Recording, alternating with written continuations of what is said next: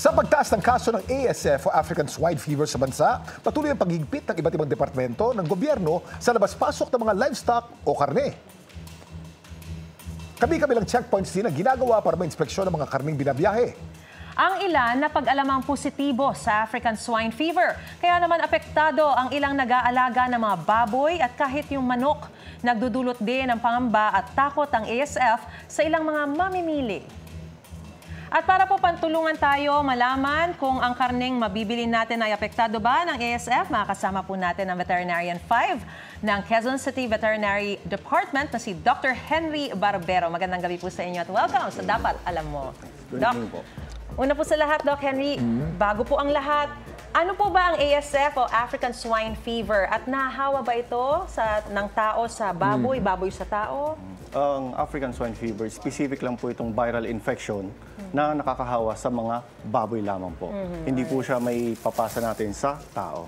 Alright. Kung sa baboy lamang po nakakahawa ito, bakit binabantay po natin ang manok? Ang manok po ngayon kasi meron din po tayong tinatawag na avian influenza, which is ito po ay contagious o nakakahawa rin po sa tao.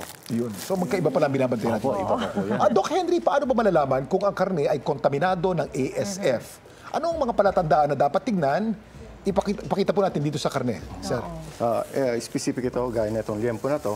Okay. Lahat itong mga liempo na to, bago ito mahati from cold storages, meron tayo ditong ini-stamp. Inspected and passed na dumadaan po sa NMIS, sa inspection ng mga meat inspector. And siyempre, pinaka-importante dyan, bago natin hawakan o bilihin yung karne, check natin yung meat inspection certificate na katunayan na ito ay dumaan sa maayos at masusing inspection.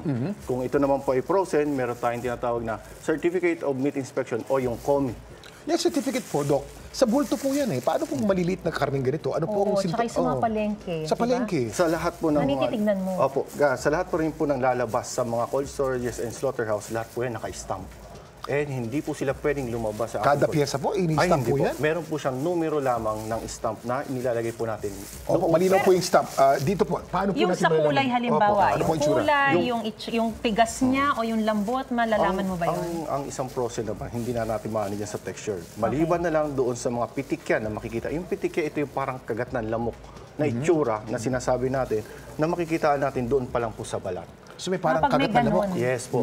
Yan po yung nagiging nagkakaroon tayo ng differential diagnosis. Kaya pag suspected pa lang yan, inuhol na po kaagad natin yan. Dahil nga po yung iba, kala natin ay parang pox, swine pox, pero yung iba naman po talaga ay magmamanifest na po na may So, pasa-pasa. Okay. Ano po ang kulay ng karne pagka may sakit po? Pag may sakit po yan, hindi po siya kulay pink. Ang normal na kulay po ng karne natin is pinkish. Dapat. Kapag may sakit, maputla? Maputla po siya, o kung hindi naman po, ay maitim na po dahil naiipon po yung dugo sa loob ng karne. Maitim. Yes po. May amoy po ba na dapat bantayan? Yes, opo, lalo po yan. Pag may foul odor na po yan, iwasan na po natin yan. Para hindi na po natin mabili or hindi na po natin ma-acquire kung ano man po yung bacterial or viral infection na nasa karne po natin. Alright. Doc, kung sakali halimbawa na makabili tayo ng infected na ng ASF, yung mga karne, no? May magagawa pa ba tayo para makain ito? Pwede bang pag niluto mo ng matindi, mawawala yung virus doon o diretso tapo na dapat? As much as possible po, kung maka-acquire tayo ng ganito at suspected po natin, mas maganda po kagad ito ay i-report na lang po natin sa Citivet. No, pwede po natin ibigay ito kahit na po sinasabi natin na hindi po siya nakakahawa sa tao.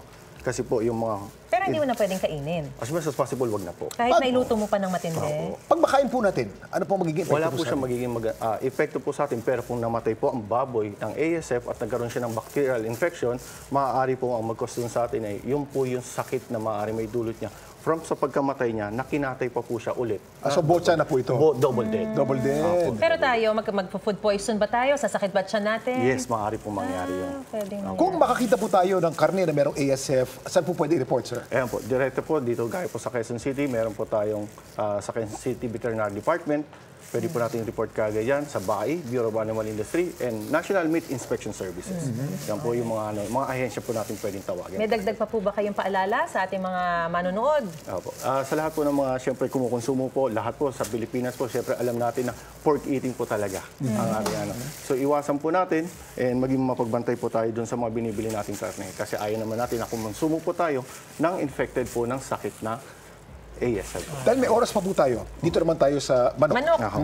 Sa manok po. Ano po dapat nating tignan kung yan po merong avian flu? Ang avian flu naman po, specific po yan, tumatama po yan na makikita po natin sa baga.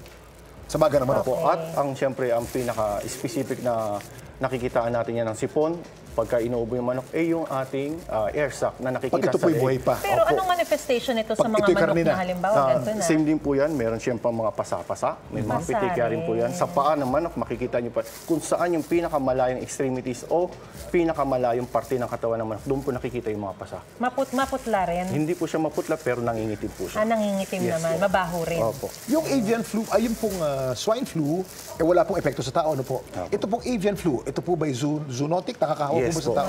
nakakahawa po ito. Opo. At meron po siyang types, yung highly pathogenic and low pathogenic. Nakakahawa o hindi nakakahawa? Opo, nakakahawa. Ano po ang mangyayari pagka nahawa po tayo dyan? Maaari po tayong parang tinatrangkaso, nilalagnat tayo, and siyempre may para kang may pneumonia, siyempre pagka highly pathogenic, maaari mong ikamatay.